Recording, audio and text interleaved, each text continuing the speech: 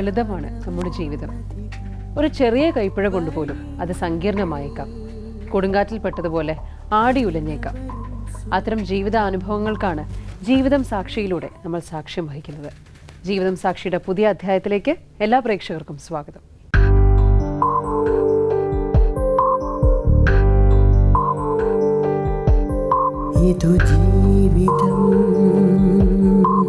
ഇത്തരമൊരു കഥയാണ് ജീവിതം സാക്ഷിയിലൂടെ അനിലയ്ക്കും വിജയനും പറയാനുള്ളത്. അവരനുഭവിക്കുന്ന ഒറ്റപ്പെടലിൻ്റെയും വേദനയുടെയും കഥ. ആ കഥയിലേക്കാണ് ജീവിതം സാക്ഷി ഇന്ന് നിങ്ങളെ കൂട്ടിക്കൊണ്ടുപോകുന്നത്. പതിവ് പോലെ മറ്റൊരു കഥയുമായി ജീവിതം സാക്ഷിയിലേക്ക് അനിലയെ നമുക്ക് സ്വാഗതം ചെയ്യാം. വരൂ.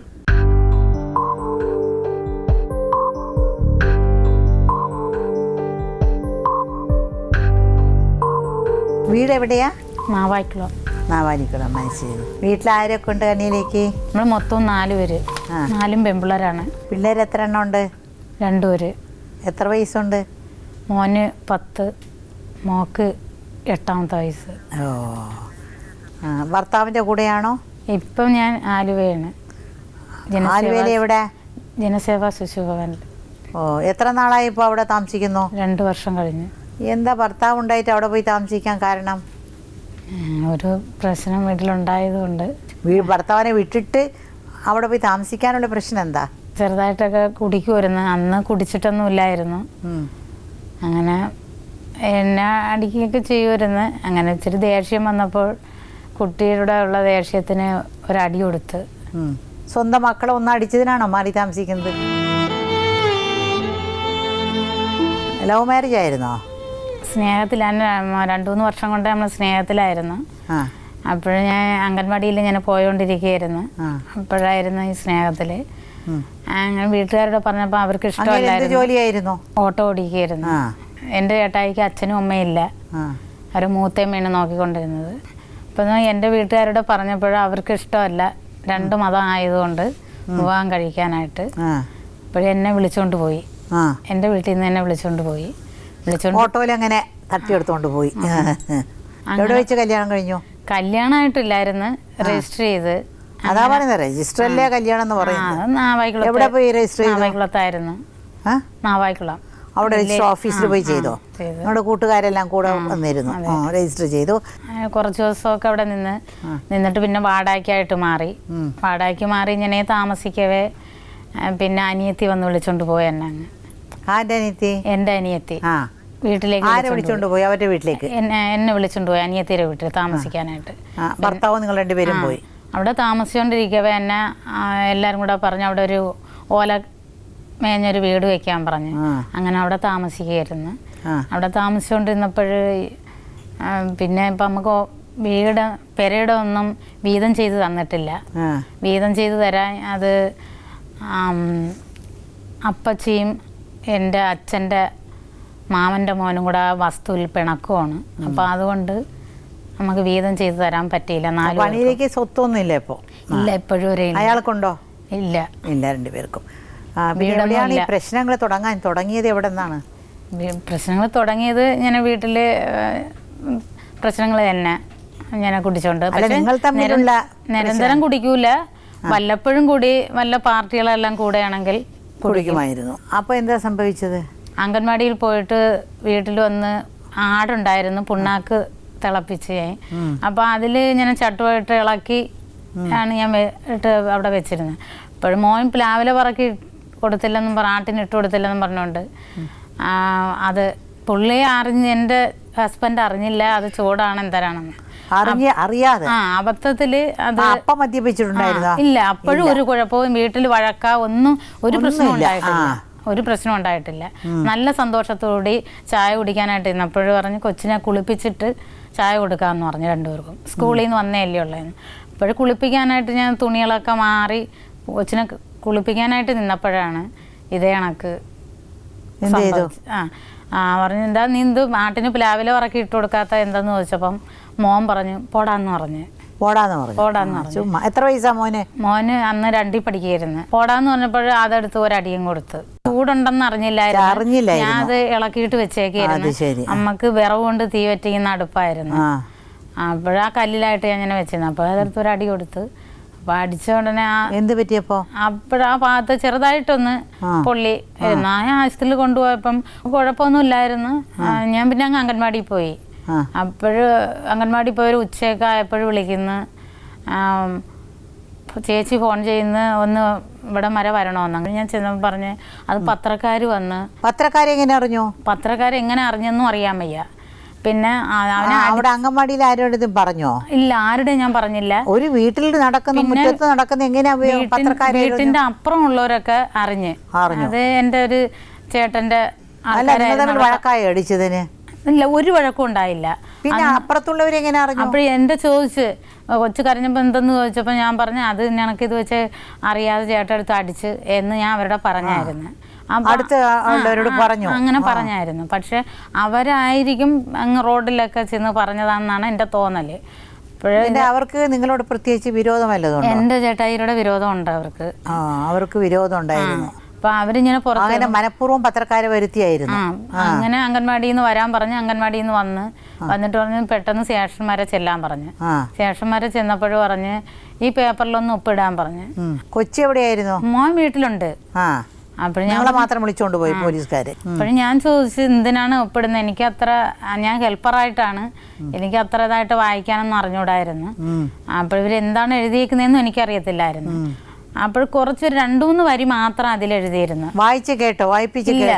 ഒന്നും വായിച്ചില്ല. ഒപ്പിടാൻ പറഞ്ഞ് ഇട്ടില്ലെങ്കിൽ നീ അകത്താവുമെന്ന് പറഞ്ഞു. എന്ത് കാര്യാന്ന് ചോദിച്ചില്ലേ? ഞാൻ ചോദിച്ചു. അപ്പോഴും അത് പത്രക്കാരെ നാട്ടുകാർ വിളിച്ചാണ് ഞങ്ങളുടെ വീട്ടിൽ വന്നത്. നമ്മൾ പോലീസ് സ്റ്റേഷനിൽ കൊണ്ടുവന്ന് ഈ പേപ്പർ. അങ്ങനെ അല്ലെന്നാ പോലീസ് ഈ പത്രക്കാരോട് പറഞ്ഞില്ലേ? പത്രക്കാരും കേൾക്കുന്നില്ല, പോലീസും കേൾക്കുന്നില്ല. പത്രക്കാർക്ക് എന്താ അത്രയും വിരോധം? എന്താ അതറിയത്തില്ല. ആരാണ് നിർബന്ധിച്ച് ഒപ്പിടിച്ചത്? അത് സ്റ്റേഷനിൽ നിന്ന് പോലീസ് തന്നെ. അയാളുടെ പേരറിയാമോ? പേരെനിക്കറിയത്തില്ല. അങ്ങനെ ഇടാൻ പറഞ്ഞ് നിർബന്ധിച്ചിടിപ്പിച്ചതാണ്. ഇടാൻ പറഞ്ഞ ഇട്ടില്ലെങ്കിൽ അകത്താവുമെന്ന് പറഞ്ഞ്. അയ്യോ, അങ്ങനെ ഞാൻ ഇട്ടു. പക്ഷെ അതിൽ 2-3 വരികളെ അപ്പോഴുണ്ടായിരുന്നുള്ളൂ. പിന്നെ അല്ലാതെ ഒരു 2 മലയാളത്തിലായിരുന്നു എഴുതിയത്. എന്തായിരുന്നു അതില്? എനിക്ക് അത്ര ഞാൻ വായിച്ചു നോക്കാനും താമസിച്ചില്ല. ഇടെന്നും പറഞ്ഞോണ്ട് അറിയില്ല. പിന്നെ അത് ഏറ്റവും പേപ്പറിന്റെ അടിഭാഗത്താണ് എന്നെ ഒപ്പിടിച്ചത്. ബാക്കി ഇനി എഴുതാനായിട്ട് കിടന്നായിരുന്നു. അപ്പോഴും എന്താണ് എഴുതി ചേർത്തെന്ന് എനിക്ക് അറിയത്തില്ല. പിന്നെ 2 ദിവസം കഴിഞ്ഞപ്പം വന്ന് ഇങ്ങനെ കയ്യെത്തിട്ട കാര്യം ജയനോട് പറഞ്ഞോ? ഞാൻ പറഞ്ഞായിരുന്നു. അന്ന് ചേട്ടൻ ഒരു കൂട്ടുകാരൻ്റെ ഒരു പെങ്ങളെ കല്യാണത്തിനായിട്ട് പോയിരുന്നു. അപ്പൊ വന്നോടനെ പറഞ്ഞോ? ഞാൻ പറഞ്ഞായിരുന്നു. അപ്പൊ ജയൻ എന്ത് പറഞ്ഞു? അത് ഞാൻ അങ്ങനെ അറിഞ്ഞോണ്ടല്ലോ ചെയ്തത്, നീ കേസ് കൊടുത്ത. ഞാൻ പറഞ്ഞു ഞാൻ കൊടുത്തിട്ടില്ല, അവങ്കിൽ നിന്റെ വീട്ടുകാരായിരിക്കും കൊടുത്താൽ. പറഞ്ഞു എൻ്റെ വീട്ടുകാരെയും കുറ്റം പറയേണ്ട, അവരും കൊടുത്തില്ല. അവരെന്നോട് വിളിച്ച് ചോദിക്കണേ ചെയ്തത് കൊടുത്താണ്, ഞാൻ കൊടുത്തിട്ടില്ല. അതിനാണോ നിങ്ങൾ തമ്മിൽ പിരിഞ്ഞത്? അപ്പോൾ നിങ്ങൾ തമ്മിൽ വഴക്കുണ്ടായോ? അത് പറഞ്ഞ് വഴക്കൊന്നും ഉണ്ടായില്ല. ഇനി എന്നെ നോക്കത്തില്ലെന്ന് പറഞ്ഞു. മദ്യപാനം അതിന് ശേഷമാണോ തുടങ്ങിയത്? അതിനുശേഷം ഭയങ്കര മദ്യപാനം തുടങ്ങി. പിന്നെ ആ സംഭവത്തിന് ശേഷം എത്ര കാലം നിങ്ങൾ ഒരുമിച്ച് താമസിച്ചു? അതിനുശേഷം താമസിച്ചില്ല ഞാൻ. അല്ല, അന്ന് തന്നെ നിങ്ങൾ സ്ഥലം വിട്ടു? അന്ന് അതിന്റെ പിറ്റേന്ന് തന്നെ കല്യാണത്തിന് പോയതാണ്. കല്യാണത്തിന് പോയിട്ട് വന്നപ്പോഴാണ് ഇത് അറിഞ്ഞപ്പോഴേ മനസ്സ് വിഷമിച്ച് അപ്പോഴേ ഇറങ്ങിപ്പോയി. മനസ്സ് വിഷമിച്ച് അവര് കുറെ നേരം റോഡിലായിട്ട് പോയിരുന്നു. പിന്നെ തിരിച്ച് വീട്ടിൽ വന്ന് അപ്പോഴേ എനിക്കൊരു വിഷമം വന്ന്, എന്നെ ഇനി നോക്കത്തില്ലല്ലോ എന്ന് ഈ പ്രശ്നത്തിൻ്റെ ഇടയിൽ ഞാൻ കുട്ടികളെയും കൊണ്ട്. ജയൻ അവരെ ബന്ധുക്കളെല്ലാം വിട്ടിട്ട് വന്നത്? ബന്ധുക്കളില്ല, അച്ഛനും അമ്മയില്ല. ഇല്ല, എന്നാലും കുറെ ബന്ധക്കാരൊക്കെ വിട്ടിട്ടില്ല. മുത്തേമ്മയുണ്ട്, അത് എന്നെ വിവാഹം കഴിച്ചോടുകൂടി അവരാരും മിണ്ടത്തില്ല, അവരെ വീട്ടിലും കയറ്റയില്ല. അപ്പോൾ അനില മാത്രമല്ലേ ഉള്ളൂ, എന്നിട്ടും അങ്ങനെ വിട്ടിട്ട് പോയത് എന്തിനാ? ഒരു കുടുംബത്തിലൊരു ചെറിയ വഴക്കിന് വേണ്ടി. അപ്പോൾ അനിലയുടെ ബന്ധുക്കളോട് അനില ചേർന്നു അല്ലേ? നിങ്ങളുടെ സിസ്റ്ററുടെ കൂടെയൊക്കെ ചേർന്നു. അവരൊക്കെ പറയുന്നത് വിട്ടുകളഞ്ഞല്ലോ എന്ന് വിചാരിച്ച്. അല്ല, അങ്ങനെയല്ല, ഭർത്താവിനൊരു ചെറിയൊരു കാര്യത്തിന് വേണ്ടിയൊക്കെയാണ് വിട്ടിട്ട് പോകുന്നത്. വിട്ടിട്ട് പോകാൻ പിന്നെ അതിനുശേഷം ഒരു 3-4 ദിവസം കഴിഞ്ഞപ്പോൾ ഇത് കണക്ക് വണ്ടിയിൽ വെച്ചാണെന്നാണ് എനിക്ക് തോന്നുന്നത്. അങ്ങനെയാണ് ഞാൻ അറിഞ്ഞത്, പോലീസ് പിടിച്ചെന്നവരെ.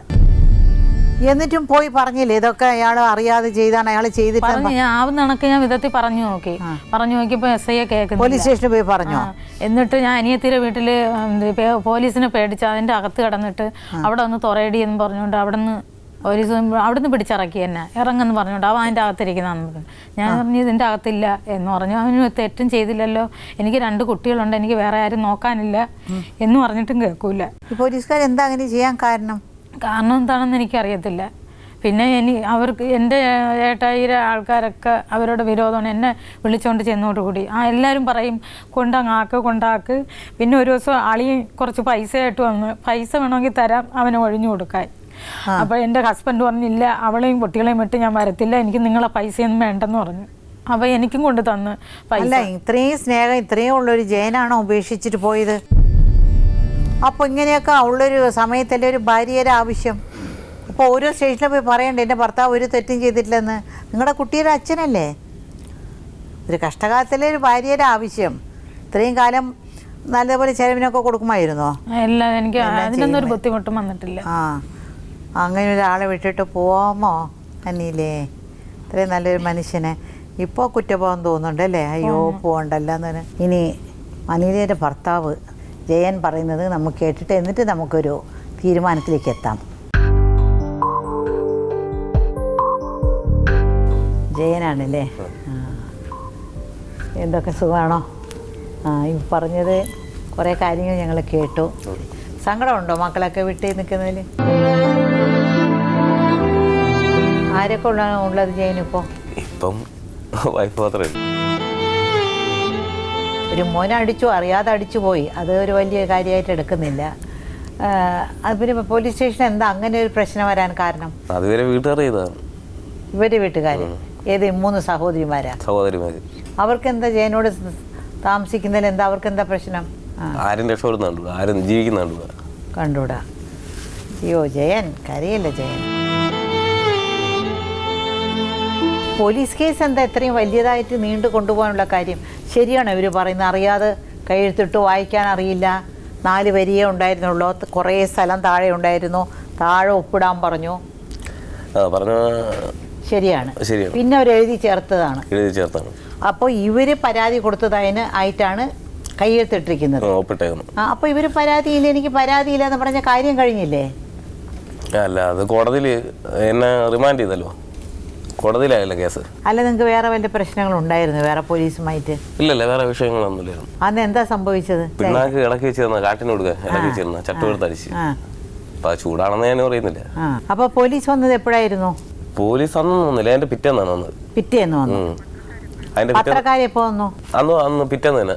ഞാൻ അന്ന് വന്നില്ല, അതിന്റെ പിറ്റേന്ന് വൈകിട്ടാണ് വന്നത്. അതിന്റെ പിറ്റേന്ന് രാവിലെ ഞാൻ പണിക്ക് പോയി.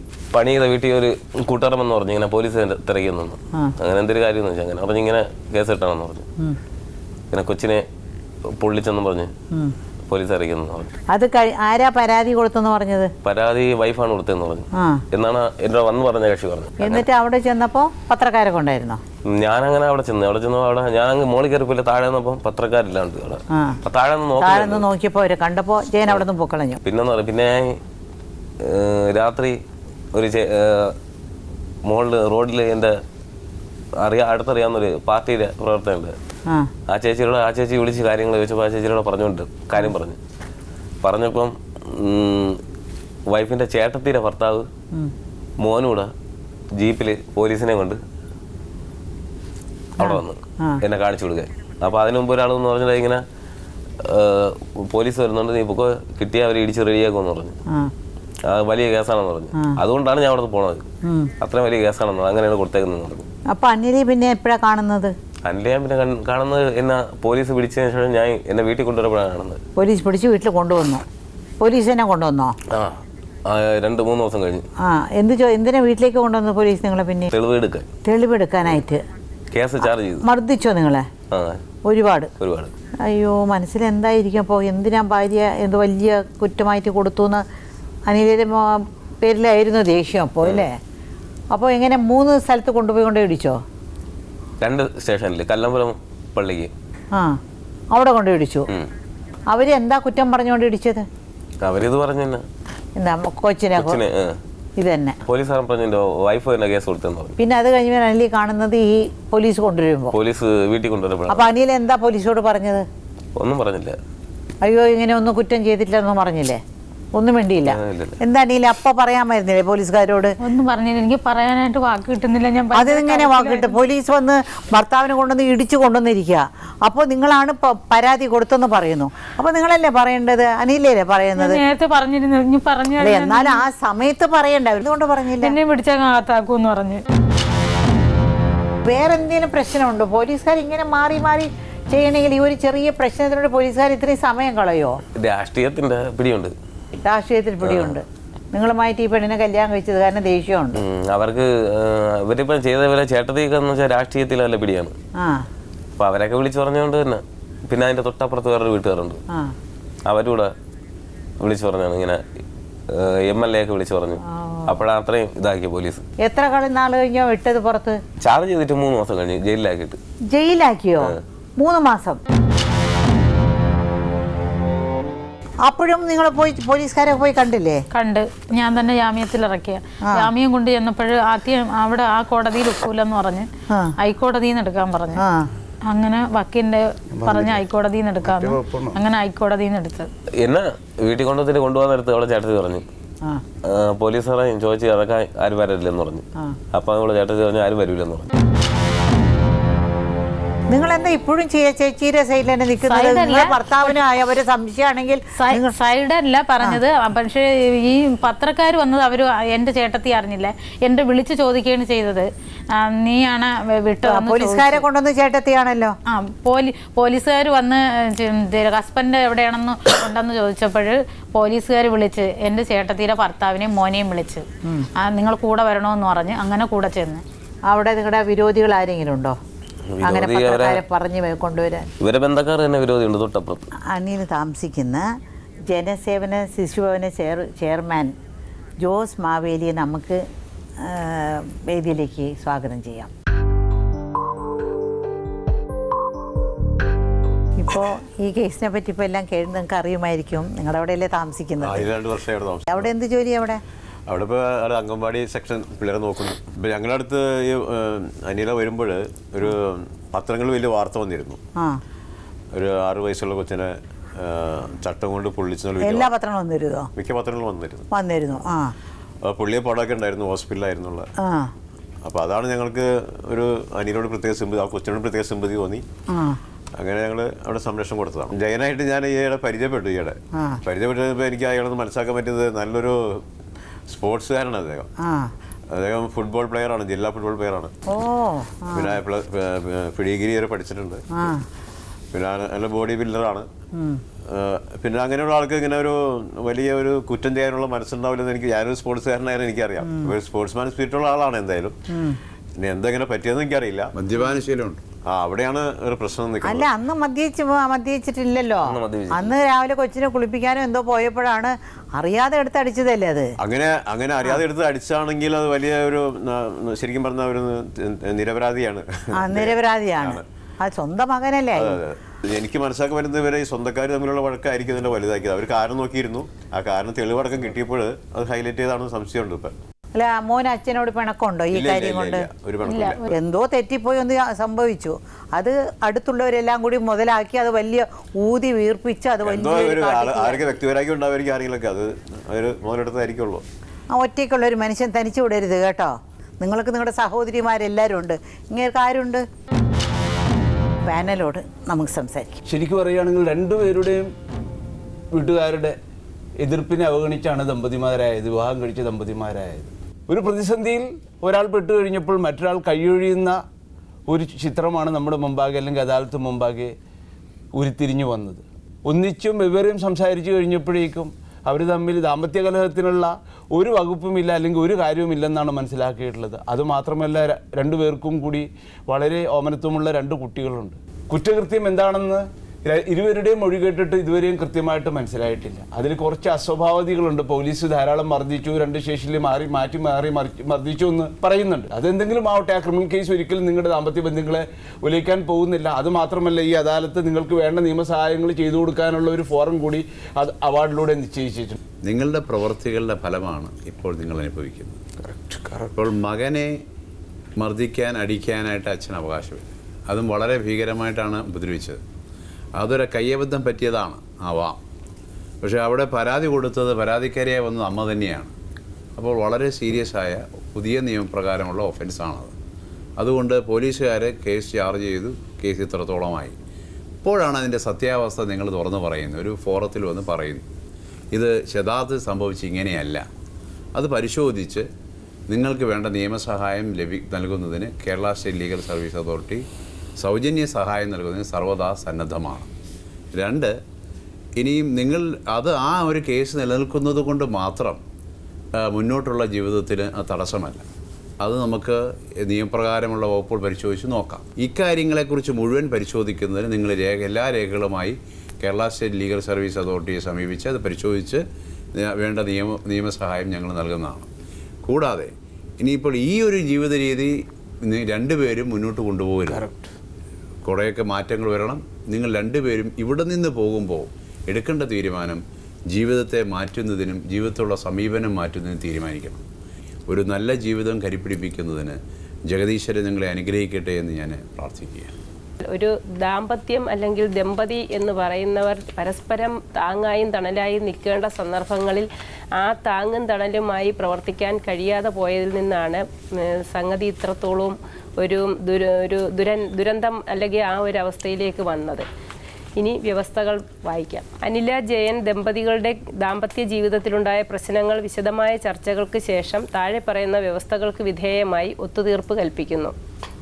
ജയനും അനിലയും ആലുവ ജനസേവാ ശിശുഭവൻ ചെയർമാൻ്റെ സഹായത്തോടെ സൗകര്യപ്രദമായ സ്ഥലത്ത് ഒരു വീട് വാടകയ്ക്കെടുത്ത് 2 കുട്ടികളുമായി ജീവിതം തുടങ്ങുവാൻ തീരുമാനിച്ചു.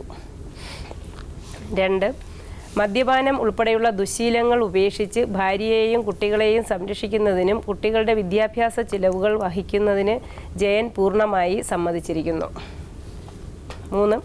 ജയൻ്റെ പേരിൽ നിലവിലുള്ളതായ ക്രിമിനൽ കേസിൽ ഉചിതമായ നിയമസഹായം ലഭിക്കുന്നതിന് ഇരുവരും ചേർന്ന് കേരള സ്റ്റേറ്റ് ലീഗൽ സർവീസസ് അതോറിറ്റിയെ സമീപിക്കുന്നതിന് തീരുമാനിച്ചു.